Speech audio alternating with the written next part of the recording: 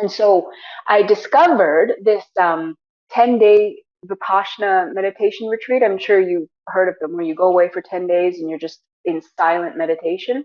It's a Yeah. free thing that you can do. And that was the kicker, because it was free. I can go away for 10 days and learn meditation on a deeper level. So I did this. I found one in just north of Calgary in Alberta. Oh, I forget the name of it, but it's in the middle of nowhere. Like you drive for me it was a 7 hour drive from where I live, and the last 2 3 hours of it is just prairie. It's just flat land, and you see nothing but the horizon there. And then all of a sudden, this tiny little village pops up, and then there it is. It was a I think it was a converted nursing home or something like that. So it had a nice open setup. I don't know if you want me to go into too Oh, much of what yeah. it's like there. Yeah, okay. Okay, Yes. so how they do it is they have two wings, and they have the men in one wing and the women in another, and we're not allowed to intermingle or anything like that. Your outside areas are separate too, so there's no chance of you, you know, getting together and doing that Being kind of stuff. distracted during this inner reflection time. Yes. Exactly. Yeah, yeah, yeah. The whole idea is to be alone, to be by yourself. That's why there's no talking.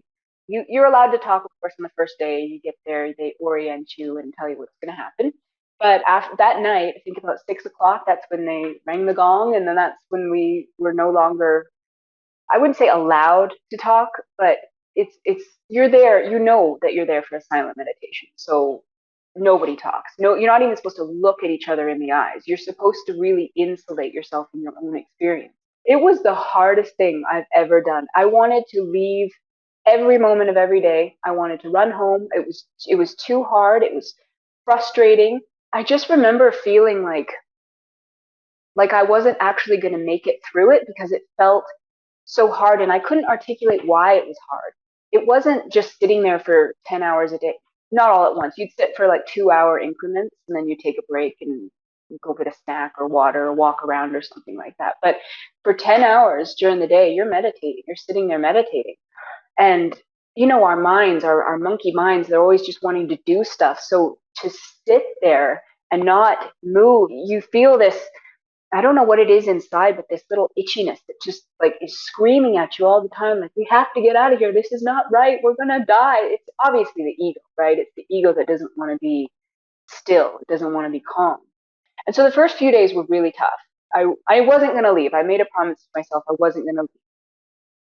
But it was just misery. And on the fourth day, that's when things started to turn around, because we had this thing called the determined sitting, where we were supposed to, up to this point, you could shift around, you could move, change positions, that kind of stuff. Not a big deal. But for the determined sitting, they wanted you to sit there for 2 hours, not move a muscle, not shift your weight, not rearrange yourself, sit silent and still for 2 hours. And so I made the promise to myself that I would do this. And usually around the half hour, 45-minute mark is when you start feeling the pain. And for me, it was my knees, my lower back.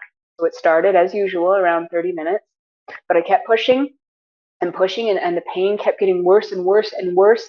And I think I was probably at the 1 hour, 45, maybe 50-minute mark when I was in more pain than I had ever experienced in my entire life. My entire body was just on fire. I felt like I was going to explode from the pain. I didn't know how I could handle a single second more of that.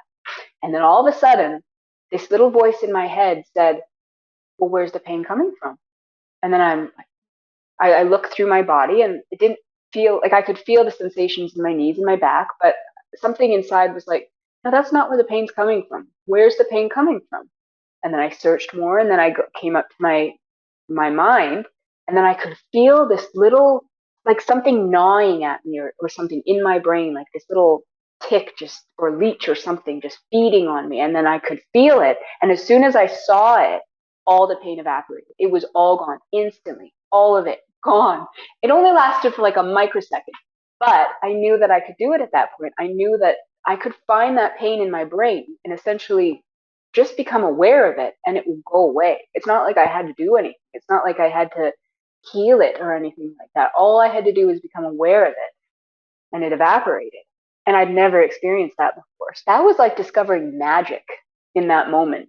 And I made it to the 2 hours, and that's not to say I didn't have any more pain. I was still in pain. It still takes time to sit there and focus on the pain and let it go. So when I got up and I'm now in my head again thinking, yeah, the pain's come back, but I'm still exhilarated because I sat there for 2 hours in the determined sitting. That's just kind of when I realized that meditation was a superpower.